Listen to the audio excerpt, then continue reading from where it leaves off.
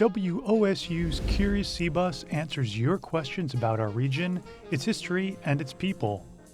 Jay Hoster wrote in to ask about the local history of Cromwell Dixon, a child prodigy who became the first pilot to fly across the Continental Divide.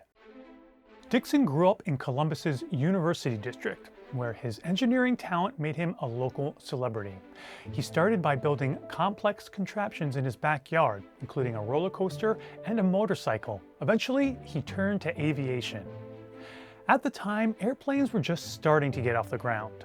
Large gas-filled balloons called dirigibles were much more common. Dixon designed his own dirigible made of bicycle parts and an enormous silk balloon. He began construction of his Sky Cycle in 1905 at the age of 13.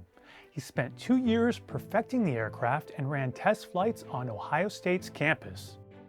Dixon became so well known amongst the university students that he was the Ohio State football mascot in 1906, long before Brutus Buckeye was created. Funding the construction of the airship was very expensive. Most of the initial investments came from his mother, who was able to raise $10,000 from wealthy investors in St. Louis. Dixon completed his Sky Cycle, which he named the Moon, in 1907. His first flight was a leisurely hour-long float above the Columbus Driving Park racetrack, now home to the Driving Park neighborhood.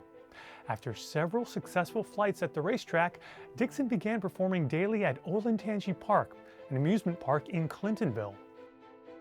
Over the next 3 years, Dixon took the Moon to air shows in Boston, Chicago, St. Louis, and beyond, where thousands flocked to see his Sky Cycle in action. In 1911, Dixon started a new chapter in his aviation career. He ditched the dirigible in favor of the fixed-wing airplane and became the youngest person in the world with a pilot's license. He was 19. That year, he performed daring flights at exhibitions across the Midwest and worked as a brand representative for the up-and-coming airplane manufacturer Glenn Curtiss. On September 30th, 1911, he took off from Helena, Montana, flew over the Rocky Mountains, and became the first person to fly across the Continental Divide. Unfortunately, Dixon's career was cut short by a fatal accident just 3 days later. At an exhibition in Spokane, Washington, his plane hit a powerful gust of air, flipped over, and fell 100 feet into a rocky ravine. Dixon's remains were transported back to Columbus, where he was laid to rest at Green Lawn Cemetery. Newspaper accounts of his funeral detail the boy's tremendous popularity, noting the church was completely filled with mourning neighbors. Though his career ended far too early, Cromwell Dixon is remembered today as a trailblazer in aviation history.